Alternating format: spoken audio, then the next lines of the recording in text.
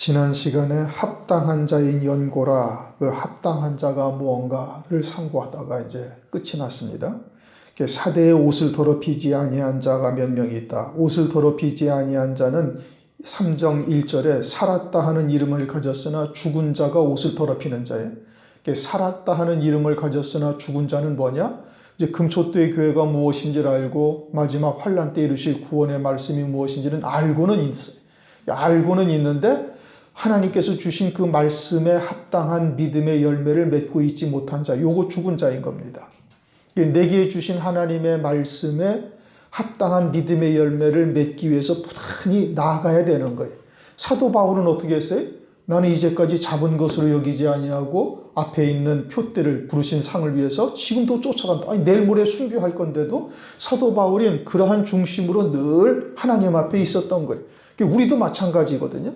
세상 일이 바빠서 이거 좀 끝내놓고 할게. 아니요. 그거 마귀의 역사인 겁니다. 하나님의 일을 방해하기 위하고 또 우리로 하여금 더 하나님께 가까이 나가가지 못하게 하는 역사다 이겁니다. 천지의 주권자가 누구세요? 하나님이셔요.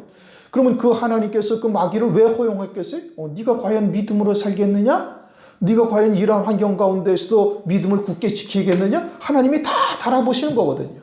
그러니까 어떠한 발등에 불이 떨어졌다 할지라도 가장 중요한 것은 아버지의 뜻을 내가 믿음으로 받아서 이루어가는 것이 제일 중요한 거예요. 그러면 오늘날 우리에게 주신 하나님의 말씀에 내가 과연 온전한 믿음의 열매를 맺고 있는가?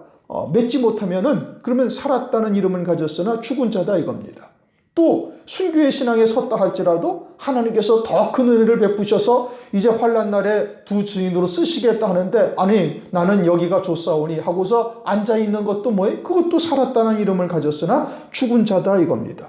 그런데 이와 같이 죽은 자들이 아니라 그 옷을 더럽히지 아니한 자, 하나님께서 말씀을 주시는 대로 그대로 믿음으로 받고 열매를 맺으려고 부단히 쫓아나가는 자가 있어서 그들이 흰옷을 입고 나와 함께 다닌다. 흰옷은 순교한 자들에게 입혀주는 옷인데 사대교회는 아직 지상에 있어요. 환란이 지나가지 않았단 말이에요. 그런데 흰옷을 입고 나와 함께 다닌다는 것은 이미 순교의 신앙을 넘어섰다. 그리고 주님과 함께 다닌다? 주님이 뭐 하러 다니시에요? 살리러 다니시지. 하나님께서 내게 주신 자를 다 살리려고 다니시는 거예요. 그러면 주님이 살리시려고 다니시는 일에 하나가 되어져서 다른 영혼들을 구원하는 일에 지금 쓰임받고 있다 이 뜻인 겁니다. 그러면 환난 날에 다른 영혼들을 구원하는 일에 쓰임받고 있는 자들이 누구예요? 환난 날에 사역할 종들이에요. 그것이 이제 계시록 7장에 14만 4천 살아계신 하나님의 인을 이마에 맞는 종들이 있단 말씀이에요. 그래서 환난 날의 종들과 은혜 시대의 종들은 전혀 다르다. 이제 요한복음 4장 37절에 말씀드렸어요. 심는 자와 거두는 자가 다르단 말이에요. 환난 날에 사역할 종들은 누구예요? 마지막 때 예언할 말씀을 가지고 있는 자가 종이에요. 목사 안수를 받았느냐 받지 않았느냐 이거는 아무 문제가 안 되는 거예요. 하나님께서 인정하셔서 너는 내 종이다. 그건 종이에요. 너는 내 종이 아니다. 그거 아니에요. 아무리 목사 한수를 갖다가 3개, 4개씩 받고 박사학위를 3개씩 받았어도 하나님이 너는 아니야. 그럼 아닌 거예요. 아니 난 목사 한수를 받았는데 아니에요. 호세아서 4장 6절을 보면 내 백성이 지식이 없으므로 망하는도다.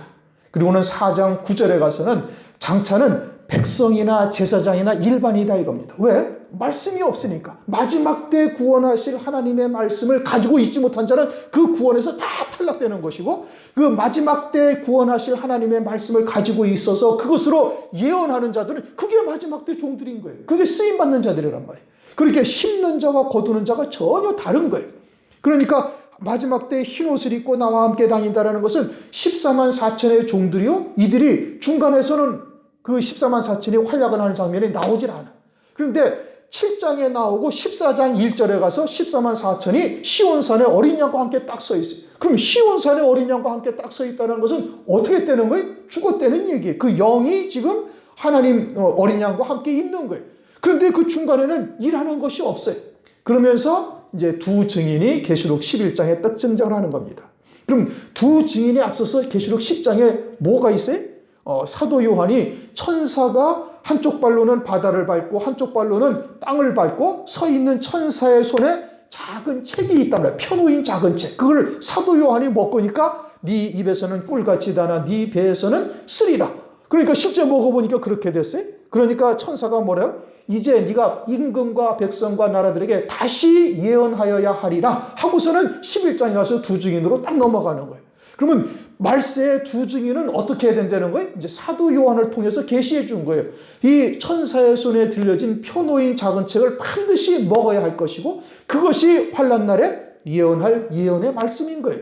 그래서 그 말씀을 가지고 성전과 제단에 이제 잣대를 갈대자를 주면서 성전과 제단에서 경배하는 자들을 청량하라. 그리고서는 두 증인이 1260일 동안 예언의 권세와 철장 권세를 가지고 예언하고 1260일이 지나니까 하나님께서 그 권세를 거두셔가지고 제일 마지막에 딱 순교하게 하는 겁니다.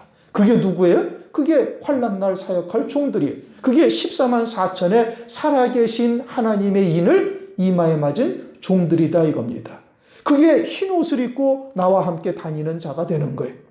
그들을 말하는. 그럼 그들이 어떠한 자냐? 그들은 거기에 합당한 자다. 그러면서 합당한 자에 대한 조건이 뭐냐? 그것이 이제 14장에서 나와 있는 겁니다. 14장 1절을 보면은 내가 보니 보라 어린 양이 시온산에 섰고 그와 함께 14만 4천이 있었는데 그 이마에 어린 양의 이름과 그 아버지의 이름을 쓴 것이 있도다 하면서 3절 저희가 보좌와 내 생물과 장로들 앞에서 새 노래를 부르니 땅에서 구속함을 얻은 14만 4천인 밖에는 능히 이 노래를 배울 자가 없더라. 그래서 이제 새 노래가 뭐냐를 말씀드렸어요. 오늘날 CCM을 갖다가 새로 계속 만들어가지고 부르는 것이 새 노래냐? 이건 그걸 말하는 것이 아니란 말씀이에요. 그렇게 새로운 가사, 새로운 작곡을 해가지고서 새로운 노래를 부르는 것을 말하는 것이 아니고 이것은 구원에 관한 말씀이란 말씀이죠. 그러면 새 노래면 옛 노래가 있어요. 옛 노래는 어디에 있느냐? 그것은 출애굽기 15장에 있는 게 옛 노래, 모세의 노래. 어서 오세요. 모세의 노래로서 그것을 옛 노래라 그런답니다. 그럼 옛 노래는 뭐냐 하면은 애국 군대가 애국 군대가 이스라엘 백성들을 죽이려고 막 모든 병거와 군사를 다 이끌고 왔는데 하나님께서 홍해를 딱 갈라서 이스라엘 백성들을 싹 마른 땅에 건너게 하시고 그리고서는 애국 군대는 다 어떻게 했어요? 그냥 홍해 바다에 다 수장시켜버린 거예요. 하나님께서 이 땅에서 이스라엘 백성들을 구원하시는 역사를 보고서 찬양을 드린단 말이에요. 감사 찬양을 하는 거예요. 그것은 율법 아래서의 찬양인 거예요. 구약에서의 찬양. 그래서 이 세상에서 복되게 하시고 이 세상에서 잘되게 하고 이 세상에서 형통하게 하고 이 세상에서의 위기에서 나를 구원하시고 이와 같은 것으로 하나님께 찬송을 드리는 게 그게 뭐예요? 옛 노래예요. 그럼 새 노래는 뭐예요?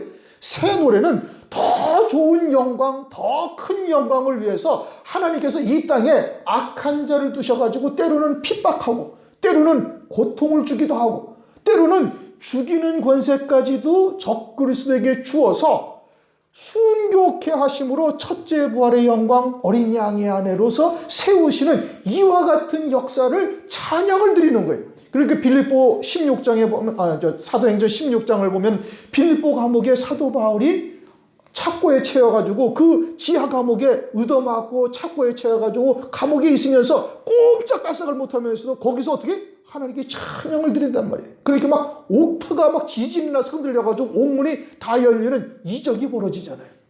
어떻게 거기서 찬양을 드릴 수가 있어요? 이 인간적인 상황으로서는 인간적인 생각으로는 도저히 찬양을 드릴 수 있는 환경이 못 되는 거예요.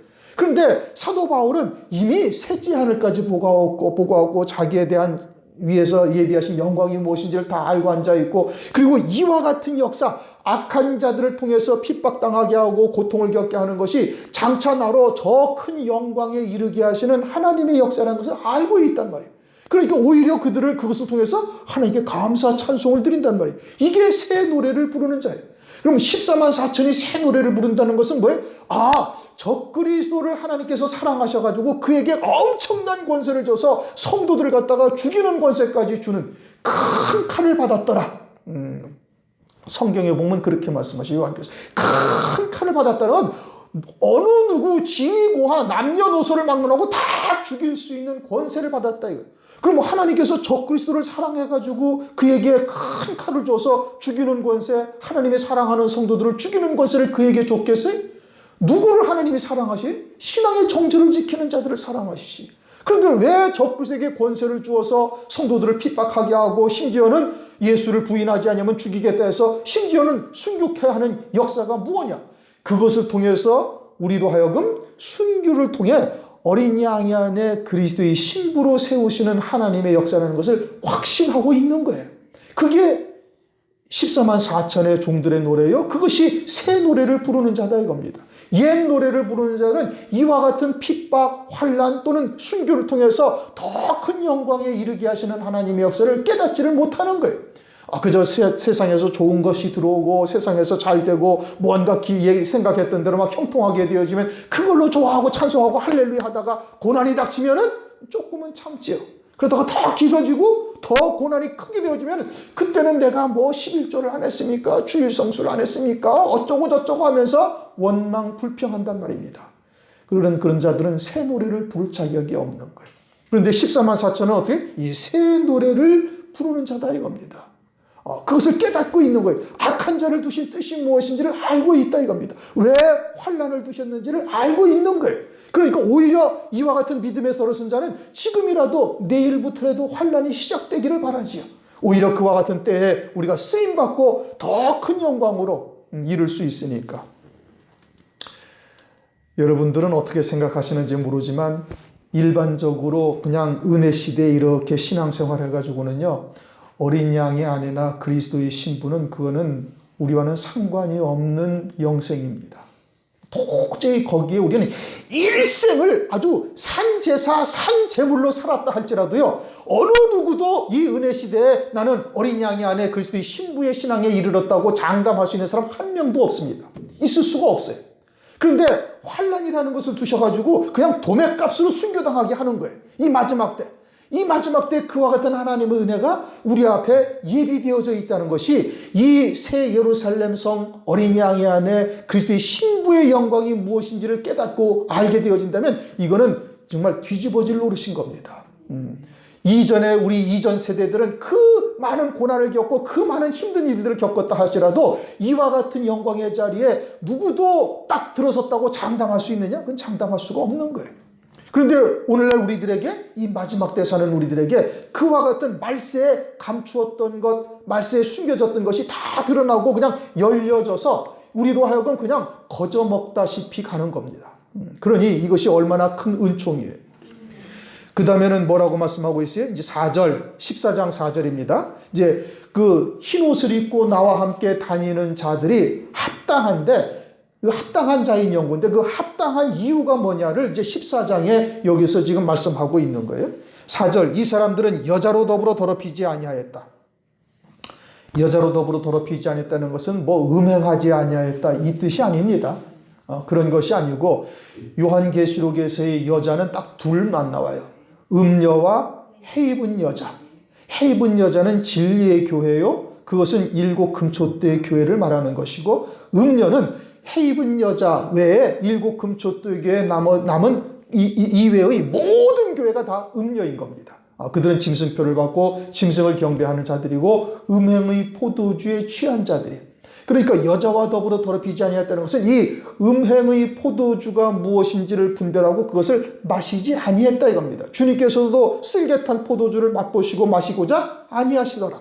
그러니까 포도주라는 것은 음행의 포도주라는 것은 우리로 하여금 음행케 하는 혼합된 변질된 말씀, 누룩이 섞인 떡, 혼잡한 말 이런 것을 의미하고 있는 겁니다. 하나님의 말씀에다가 누룩을 살짝 섞어 놓은 거예요. 그래서 하나님을 사실 경배하는 것 같이 되지만 실제적으로는 헛되이 하나님을 경배하는 우상 숭배하는 이와 같은 것을 말하고 있는 겁니다. 그러니까 음행의 포도주 여자와 더불어 더럽히지 아니하기 위해서는 어떻게 해야 되는가? 이 진리가 무엇인지를 정확하게 깨닫고 있어야 되는 거예요.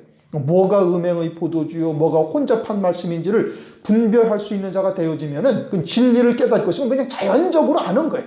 그러니까 그런 것은 아예 맛보지도 아니하고 가까이 가지도 아니하고 그런 사람들과 영적인 교제를 하지 해야 해서 득이 될 게 하나도 없어요. 여러분들이 순교의 신앙을 일단 딱 넘어서서 하나님의 어린 양의 생명책에 딱 농명이 됐을 때는 그때는 그들을 말씀으로 딱 굴복시킬 수가 있어요. 그때는 교제를 해도 상관없어요. 왜? 그때는 살리는 역사를 하는 것이지 그들에게 영향을 받는 게 아니란 말이에요. 그러나 그 이전에는 하면 어떻게 돼? 어둠이 내게 찾아오는 겁니다. 어둠이 내게 그냥 찾아와서 그냥 예배 시간에 딴 생각 들게 만들고 졸리게 만들고 그냥 엉뚱한 생각으로 잠깐 그냥 딴 데 잠깐 나갔다 오면은 말씀이 그냥 확 바뀌어가지고 있으니까 왜 갑자기 또 이 말씀이냐? 이제 딱 이 생각이 딱 드는 거예요. 안 되는 겁니다. 그러니까 내가 그와 같은 믿음의 자리에 있어서 저들을 하나님의 말씀으로 딱 변증할 수 있는 자리에까지 딱 선 다음에는 그들과 가서 하나님의 말씀으로 이야기하면 되는 거예요. 그러나 그 이전에는 어둠의 권세가 훨씬 여러분보다 강한 겁니다. 그러니까 여자와 더불어 더럽히지 아니하고. 잠언서를 한번 잠깐 보실까요? 잠언서 5장. 시편 다음에 잠언서 있죠? 잠언서 5장 3절부터 6절까지 있습니다. 잠언서 5장 3절부터 6절. 대저 음녀의 입술은 꿀을 떨어뜨리며 그 입은 기름보다 미끄러우나 나중은 쑥같이 쓰고 두 날 가진 칼같이 날카로우며 그 발은 사지로 내려가며 그 걸음은 음부로 나아가나니 그 생명의 평탄한 길을 찾지 못하며 자기 길이 든든치 못하여도 그것을 깨닫지 못하느니라. 누가? 음녀의 입술에서 나오는 그 아주 달콤한 말에 미혹된 자들이 어디로 가요? 아주 음부로 떨어져서 영원한 멸망의 길로 가는데 자기가 어디로 가는지를 전혀 깨닫지를 못한다 이겁니다. 마지막 때가 노아의 때와 같다 말씀하셨죠? 롯의 때와 같다? 영적인 음행을 하고 있으면서도 그것이 음행인지 아닌지 분별도 못하는 거예요. 마지막 때 이와 같은 진리가 무엇인지를 바르게 깨달아서 천사가 요한계시록 10장을 보면 천사가 어디를 밟고 있어요? 한쪽 발로는 땅을 밟고 있고 한쪽 발로는 어디를 밟아요? 바다를 밟아요. 천사가 발이 얼마나 큰지 땅을 밟고 바다를 딱 밟고 있다. 그런 얘기입니까? 그런 얘기가 아니란 말이에요. 물질에 속한 것, 땅에 속한 것, 육에 속한 것을 초월한 믿음을 가지게 한단 말이에요. 뭐가? 요한계시록의 말씀이에요. 또 바다, 죄악의 바다죠. 죄악을 이길 수 있는 믿음을 딱 갖게 하는 거예요. 그렇다고 죄를 전혀 안 짓냐? 이게 아니에요. 그게 아니라 죄를 두신 까닭이 무엇인지를 깨닫고 죄책감이나 죄의 권세에 짓눌려서 그것 때문에 전전긍긍하지 아니하는 자가 된다 이겁니다. 세상의 것에 연연해하지 아니하는 자가 되는, 비천이든 풍부하든 그것은 아무런 문제가 되지 아니하는 거예요. 내게 영원한 생명으로 사는 자에게는 그런 것이 전혀 문제가 되지 아니한다 이겁니다. 그러니 요한계시록의 말씀이 무엇인지를 깨닫고 믿음으로 받은 자는 땅과 바다를 딱 디디고 설 수 있는 자가 된단 말이에요. 그게 그 천사가 펴놓인 작은 책을 딱 들고 있죠. 그 다음 이 사람들은 여자로 더불어 더럽히지 아니하고 정절이 있는 자라 어린 양이 어디로 인도하든지 따라가는 자며 어린 양이 어디로 인도하는지 따라간다는 것은 어린 양이 가신 길을 그대로 따라가는 자가 된다 이겁니다. 어린 양이 뭐 때문에 오셨어요? 죽임당하러 오신 거예요. 그래가지고 도살할 양처럼 여김을 받다가 실제 죽임당하신 거예요. 주님께서. 그리고 그 뒤에 따르는 제자들도 똑같은 길을 가요. 그래서 로마서 12장 1절을 보면 뭐라고 말씀하셨어요? 너희 몸을 거룩한 산 제사로 드리라. 산 제사라는 것은 살아있으나 죽은 자다 이 뜻인 겁니다. 살아있으나 죽은 자. 뭐가? 내 육신은 지금 살아있지만 이 육신은 예수와 함께 죽은 자요. 그러니까 주님이 어디로 인도하든지 따라가는 자가 되는 거예요. 산 제사, 산 제물이 되어져서 주님 앞에 드려진 산 제사로 살다가, 산 제물로 살다가 실제로 순교케 하시는 역사가 벌어지는 겁니다. 그러니 산 제사, 산 제물로 드려지지 아니한 자는 순교의 자리에 들어설 수가 없는 거예요. 그러면 산 제사, 내가 산 제물로 지금 하나님 앞에 드려졌다는 것은 딱 보여집니다. 내가 믿음으로 살고 있으면 그 믿음은 나타나게 되어져 있는 거예요. 알아요. 그렇게 알고는 있지만 믿음으로 받는 것과는 전혀 다른 거예요. 누누이 강조하죠. 아는 것과 믿는 것은 다르단 말이에요. 믿음이라는 것은 하나가 되었다 이겁니다. 연합되었다. 뭐와? 그 하나님의 말씀과 내가 일치를 이루는 거예요. 그래서 내 감정도 그 말씀 밑으로 내려놓고 내 이성, 내 지식, 내 생각, 내 고집, 내 의지 다 밑으로 내려놓고 말씀으로 사는 자예요. 그러니까 말씀에 나를 일치시켜 나가는 거예요. 그러면 그와 같이 내가 산제사, 산제물로 드려지는 하나님 앞에 산제물로 드려지는 삶을 살고 있으면 모든 신앙생활을 통해서 그것이 나타나요, 여러분. 예배를 통해서 하나님께 헌신하는 것을 통해서 기타 등등 다 나타난단 말이에요. 그러니까 그런 것이 우리의 삶의 열매로 나타나지는 자에게 이제 순교할 수 있는 기회를 하나님께서 주시는 거예요. 그게 환난을 통해서 주신단 말이에요. 그런데 내가 산제사, 산제물이 되어 있지 아니하고 도살할 양처럼 여김받을 자리에서 탁 튕겨져서 휙휙 나가는데 그러다가 어느 날 갑자기 딱 순교할 수가 있느냐? 그건 있을 수가 없습니다. 하나님은 그렇게 불공정하신 하나님이 아니에요. 하나님은 공의로우신 하나님이란 말이에요. 그러니까 어느 누구도 나중에 하나님의 심판대 앞에 서서 저 사람은 왜 저 영광을 받고 나한테는 왜 이와 같은 참 허름한 영광밖에 받지 못하느냐고 항의할 수 있는 사람이 있느냐? 아무도 없어요. 완벽한 공의가 하나님의 나라에서 이루어지는 거예요. 이 땅에서는 뭐 정의, 공의, 뭐 심판 어쩌고 저쩌고 하지만 하나도 정의롭지 못하고 하나도 공의롭지 못해. 그러나 하나님의 나라는 완벽한 공의가 공정한 의로움이 완벽한 공의가 이루어지는 거예요. 그러니 이 땅에서 나는 믿음으로 살지 아니했는데 어느 날 갑자기 총 한 방 빵 맞고 순교했다. 그거는 있을 수가 없습니다. 하나님은 그렇게 허술하신 하나님이 절대 아니에요. 그러니 내가 산제사, 산제물이 되어져 있어야 어린 양이 어디로 인도하든지 따라가는 자가 될 것이고 그들이 환난 날에 흰옷을 입고 나와 함께 다니는 자가 되고 그들은 지금 그 믿음의 열매가 반드시 나타나게 되어져 있는 거예요. 그런데 그런 믿음의 열매는 나타나지도 않았는데 나는 이미 이제 순교의 신앙에 섰습니다, 목사님. 그러면 안 되죠.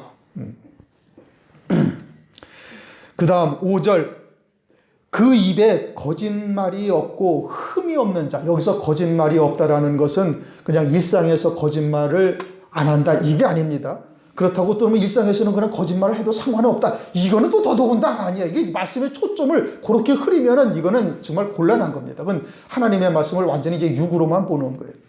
거짓말이 없다라는 것은 요한복음 8장 44절 마귀가 거짓의 아비요?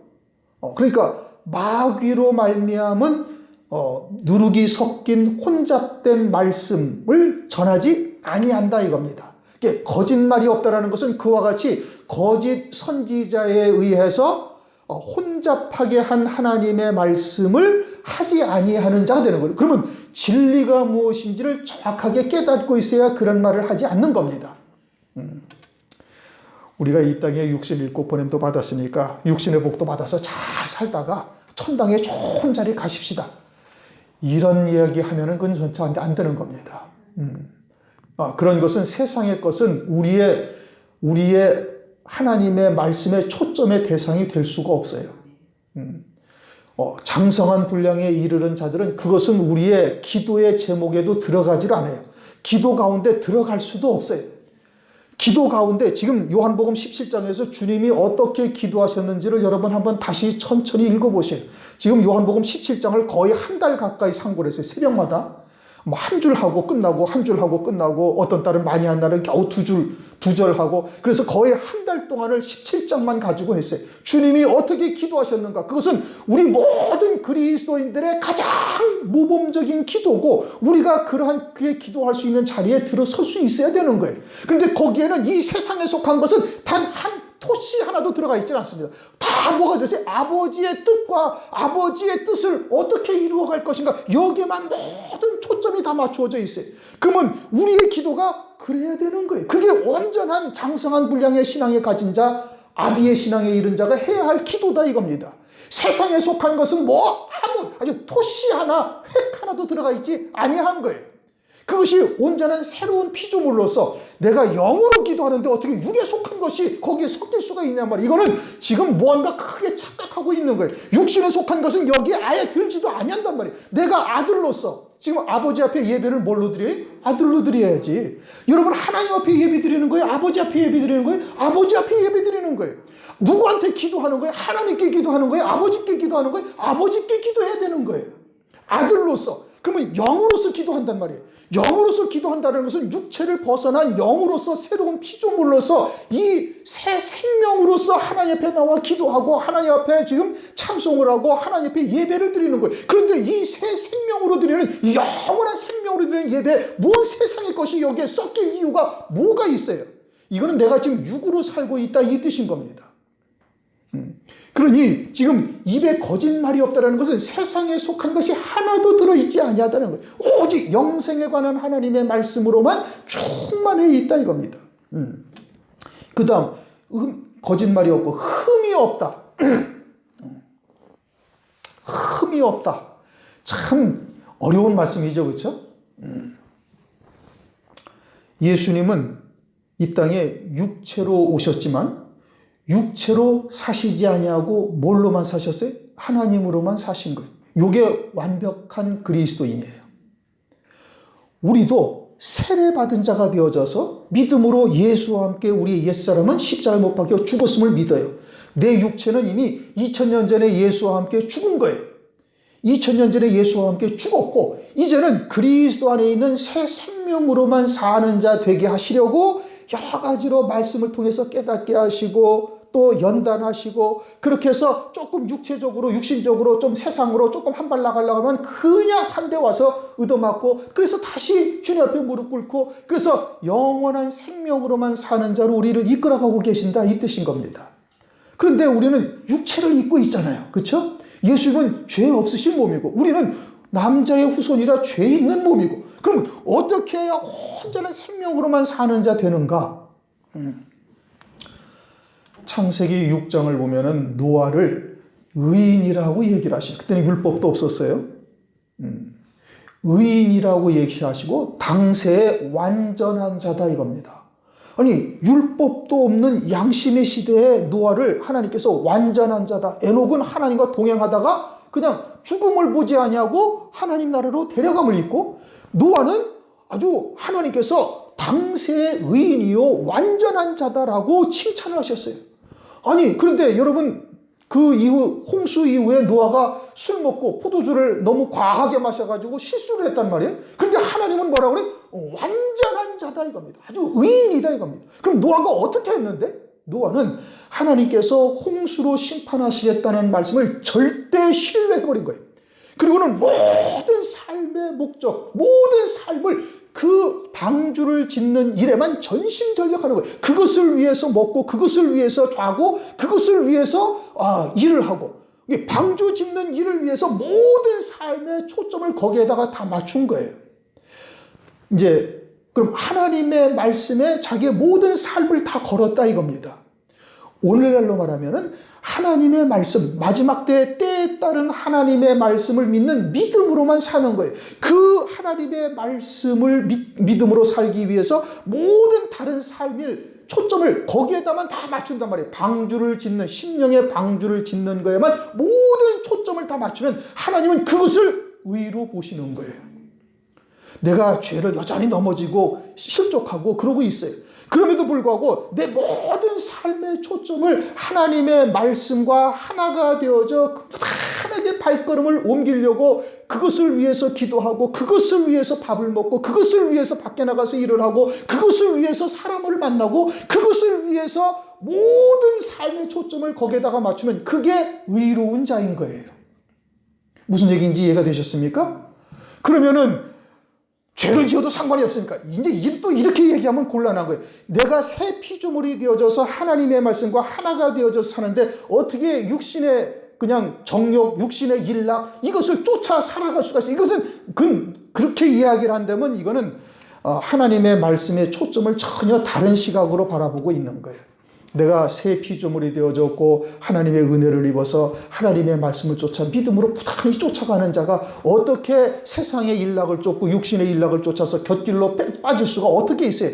실수를 할 수 있다니까요. 노아도 그랬잖아요. 그러니까 육체를 입고 있는지라 연약해서 잠깐 넘어질 수도 있다는 말씀이에요. 그러나 즉시 깨닫고 다시 돌이키고 그리고서는 다음부터는 그와 같은 유혹에 실족하지 아니하도록 스스로를 그와 같은 믿음의 자리에 자기를 옮겨놓고 그렇게 부단히 쫓아가면 그게 흠이 없는 자인 거예요. 우리에게 아주 성결한 삶 삶을 살아서 그리스도처럼 살아야 된다. 하나님은 우리에게 그걸 요구하지 않으셔요. 만약에 그러하실 거면 죄를 뽑아버리셨어요. 하나님께서. 그러나 여전히 죄는 우리 가운데 있고 이것은 내가 육체를 떠날 때까지 내게 있어서 내게 가시 노릇을 한단 말이에요. 그것을 통해서 어떻게 우리는 더 하나님 앞에 무릎을 꿇을 수밖에 없는 거예요. 그것이 우리에게 튕겨져 나올 때마다 또 하나님 앞에 무릎을 꿇고 여전히 우리는 어린 양이요 하나님의 도우심이 없이는 우리는 살아갈 수 없는 존재라는 것을 고백하게 하기 위해서 이것은 계속 두시는 거예요. 하나님께서 고린도후서에 사도 바울이 가시가 있었어요. 그게 뭔지는 정확히 모르지만 일반적으로는 안질이었을 것이다 라고 얘기를 해요. 사도 바울이 그것을 하나님께 3번을 기도했다는 거예요. 이것 좀 제발 좀 없애주세요. 셋째 하늘까지 보고하죠. 신약 성경의 3분의 1을 사도 바울이 다 쓴 거예요. 그만큼 하나님의 깊은 은혜를 체험하고 하나님의 일꾼으로 쓰임받고 있는 사도 바울을 하나님께서 그 가시를 사도 바울아 내 은혜가 네게 족하도다. 족하단 말이에요. 인간은 약할 때 하나님을 의지할 수밖에 없고 약할 때 자신을 철저히 내려놓고 하나님을 의지하니 전능하신 하나님의 능력이 나를 통해서 나타나게 되는 거예요. 그러니까 내가 약할 때고 강함이니라. 그것이 우리에게 주시는 하나님의 은혜란 말이에요. 그러니까 부단히 하나님 앞에 무릎을 꿇을 수밖에 없고 하나님의 도우심이 없이는 단 한순간도 살아갈 수 없는 것이 우리의 목사가 설교하기 전에 가장 간절히 기도하는 것이 뭔 줄 아십니까, 여러분? 오늘도 제 입술과 혀를 주장하셔서 사람의 말 들어가지 아니하게 하시고 내 생각 섞이지 아니하게 하시고 오직 성령의 도우심으로 아버지의 말씀만 전할 수 있게 하옵소서. 이게 가장 먼저 기도하는 것이고 가장 깊이 기도해요. 제 사명은 여기서 하나님께서 요 입술과 혓바닥을 가지고 하나님의 말씀 전하라는 것밖에 없어요. 다른 거 아무것도 없어요.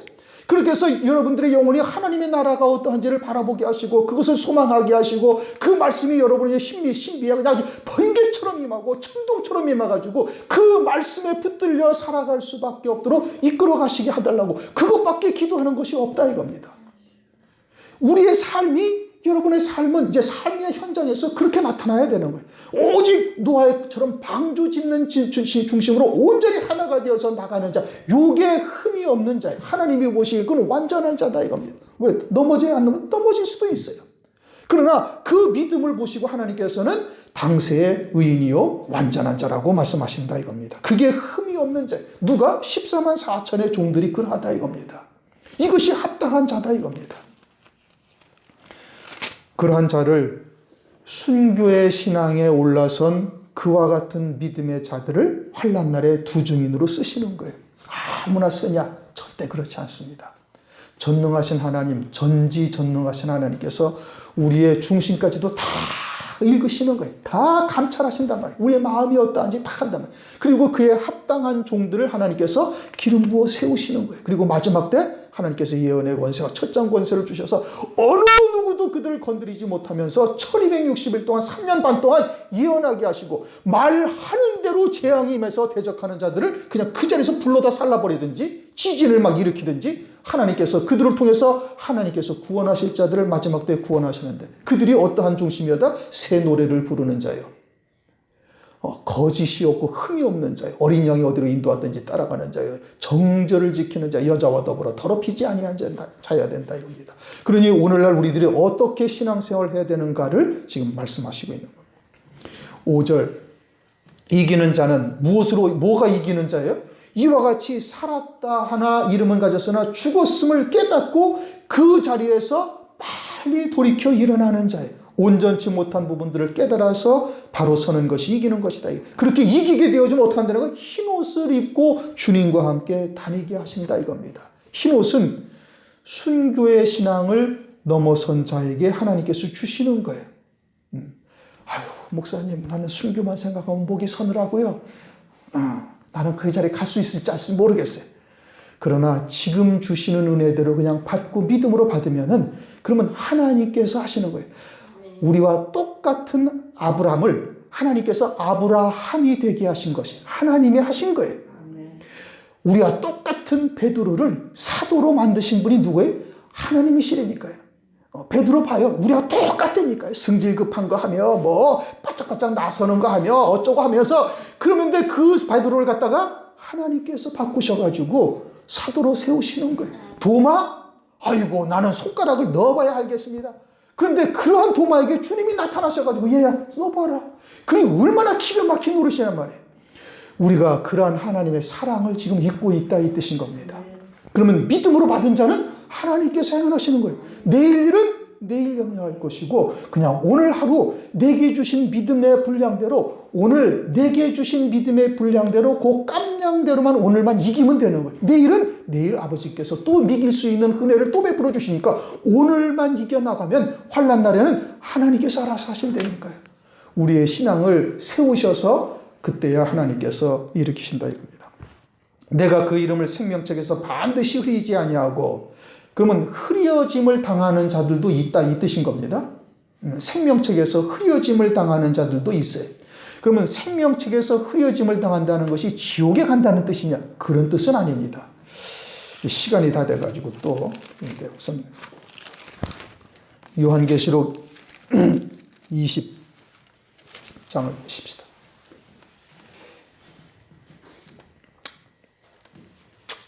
20장 14절, 13절부터 보시겠습니다.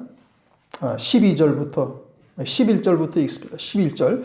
또 내가 크고 흰 보좌와 그 위에 앉으신 자를 보니 땅과 하늘이 그 앞에서 피하여 간 데가 없더라. 이것은 이제 흔히 말하는 백보자의 심판이죠. 이 백보자의 심판은 장차 주님이 재림을 하시고 재림 이후에 그리스도의 나라가 이루어져서 1000년 동안 그리스도께서 만왕의 왕 만주의 주로 다스리시죠. 요한계시록 11장 15절 이 세상 나라가 그리스도의 나라가 되리라. 그래서 주님이 재림하시면 1000년 동안 주님께서 다스리시는 천년왕국. 이제 성경에는 성경적 용어는 아닙니다만 1000년 동안 주님이 만왕의 왕 만주의 주로 다스리시는 나라가 이 땅에 실제 펼쳐져요. 이사야서 35장 이사야서 65장 말씀하시는 새하늘 새 땅으로 이 땅에서 친히 다스리시는 나라가 있고 1000년 동안 그 1000년이 지난 다음에는 이 물질 세계가 사라지고 백보자의 심판을 통해서 하나님의 자녀들은 영원 무궁세계에 들어가게 됩니다. 그때 12절 내가 보니 죽은 자들이 무른 데서 하고 보좌 앞에 섰는데 책들이 펴있고 또 다른 책들이 펴졌으니 곧 생명책이라 죽은 자들이 자기 행위를 따라 책들에 기록된 대로 심판을 받으니 이제 12절에는 책들이 있어요. 책들이 있는데 이 책들은 뭐냐면은 이 땅에서 하나님의 자녀들이 신앙생활을 한 것을 기록한 책이에요.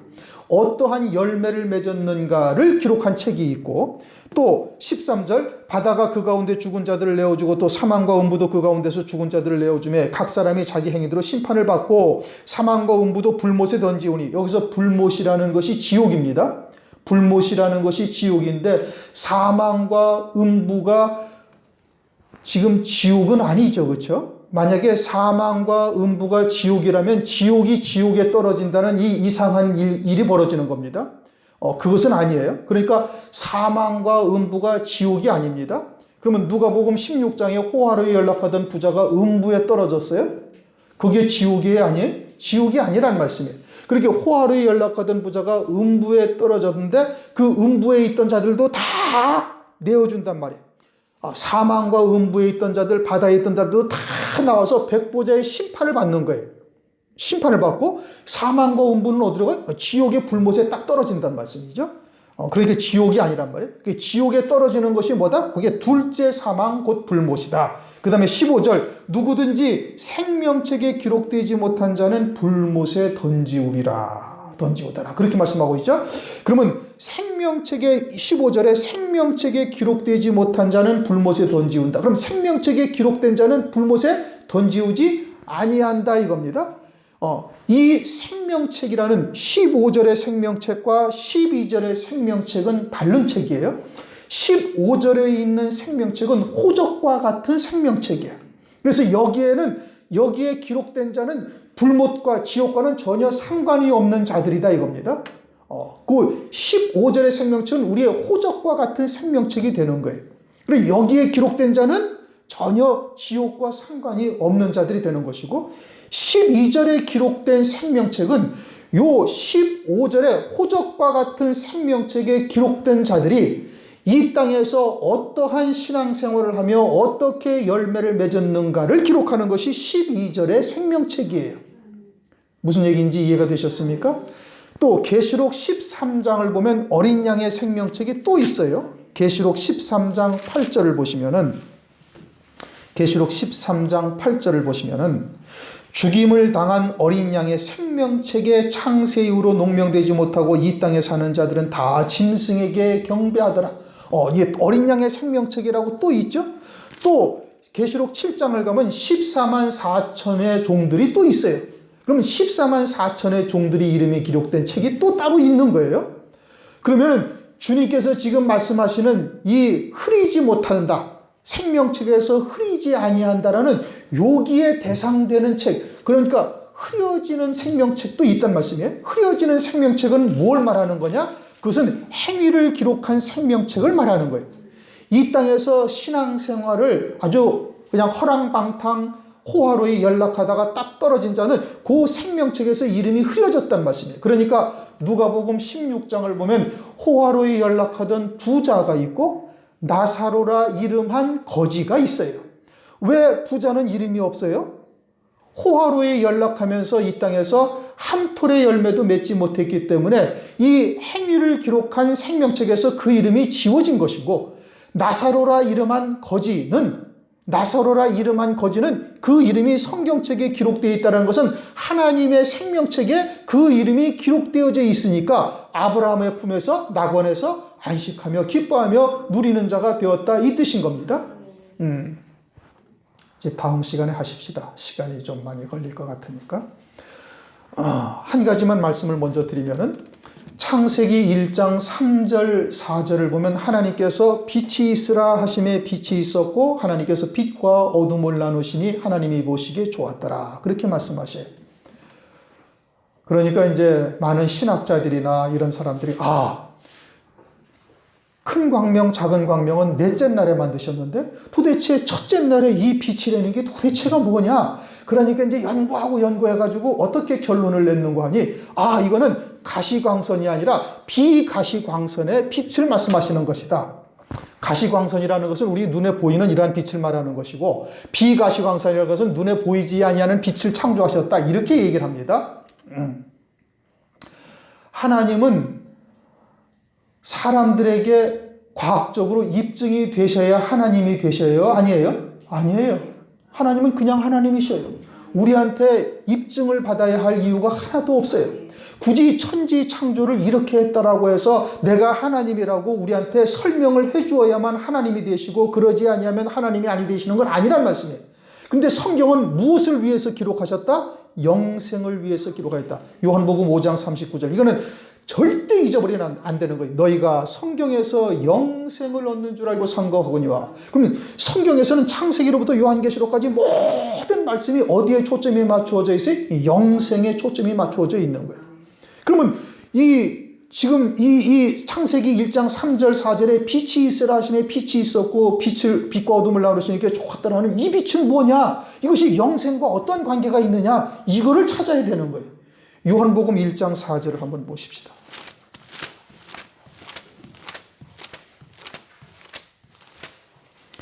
요한복음 1장 4절.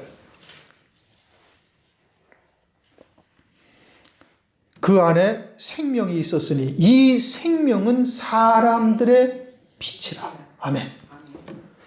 여기서의 생명이라는 것은 헬라어로 조에라는 단어고, 이것은 영원한 생명을 말하는 거예요. 하나님의 생명. 그것이 뭐라고요? 빛이란 말이에요. 그럼 하나님께서 빛이 있으라 하시는 것은 일반 이런 빛을 말하는 것이 아니라 하나님의 생명을 가진 자와 생명을 가지지 못한 자를 처음부터 나눠 놓으신 거예요. 창세전에 그리스도 안에서 구속하실 뜻을 정하시고, 하나님께서 그리스도 안에서도 아들들이 되게, 여러분 에베소서 1장을 다시 읽어보세요. 이 성경을 그러니까 대충 읽어가시면은 이런 말씀이 보이지가 않는 거예요.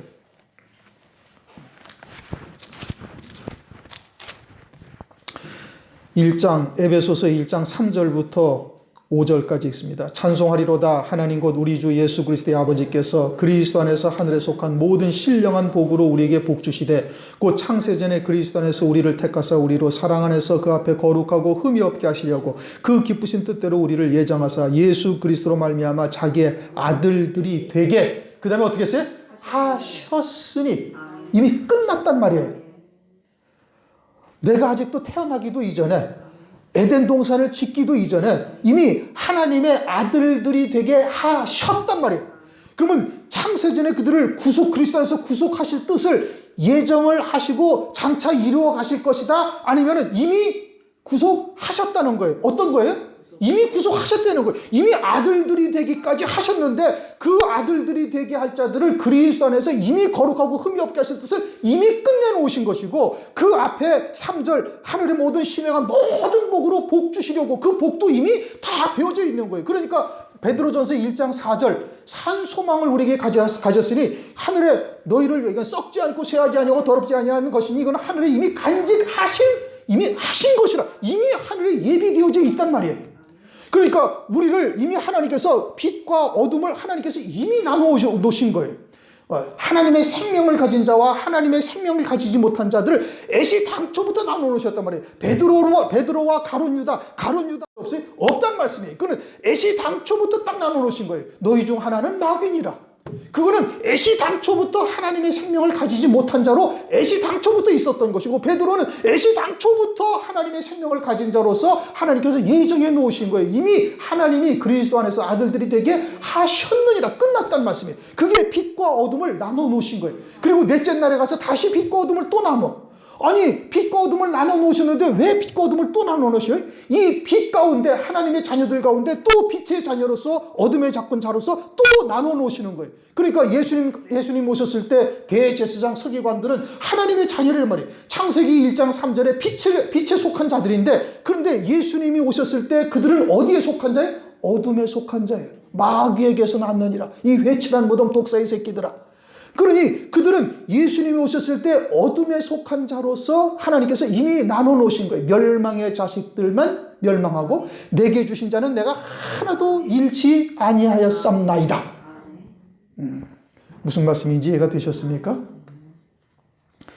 그러한 은혜를 우리가 입었다라는 것은 이거는 기가 막힌 일인 겁니다. 거기다 하나님께서 마지막 때 세우신 하나님의 뜻이 무엇인지를 깨닫고 있다는 것 자체도 어마어마한 하나님의 은총인 거예요. 생명책이 여러 가지가 있어요. 거기에서는 흐려지지 아니할 생명책이 있어요. 요한계시록 20장 15절에 불못에 떨어지는 자와 아닌 자로 하나님께서 애시당초부터 딱 나눠 놓으신 거예요. 그러니까 그 생명책에는 호적과 같은 생명책이 기록이 되어져 있다는 말씀이에요. 그러니까 그 호적과 같은 생명책은 흐려지질 않아요. 그러면 하나님께서 만약에 거기서 실수해가지고 흐려질 자가 있다. 그럼 하나님이 전지전능하신 하나님이 아니 되는 거예요. 천지의 주권자가 못 되는 거예요. 마귀가 하나님보다 더 힘이 세고 더 권세가 많다는 거예요. 왜? 이미 그리스도 안에 하늘에 앉아 있는데 악한 자가 만지지도 못하리라고 요한일서 5장 18절에 말씀을 하는데 악한 자가 만지지도 못하는 게 아니라 거기서 빼가지고 지옥 불못에 던질 수가 있다? 그럼 마귀가 하나님이지 우리의 하나님이 아니라는 얘기예요. 하나님은 전지전능하시고 조물주가 되시고 주권자가 되시는 거예요. 한 번 호적에 그 이름이 딱 기록된 자는 그것은 영원히 하나님께서 살려놓으시는 거예요. 보존하신다 이겁니다. 그러나 흐려질 생명책도 또 있는 거예요. 다음 시간에 다시 하시도록 하시겠습니다.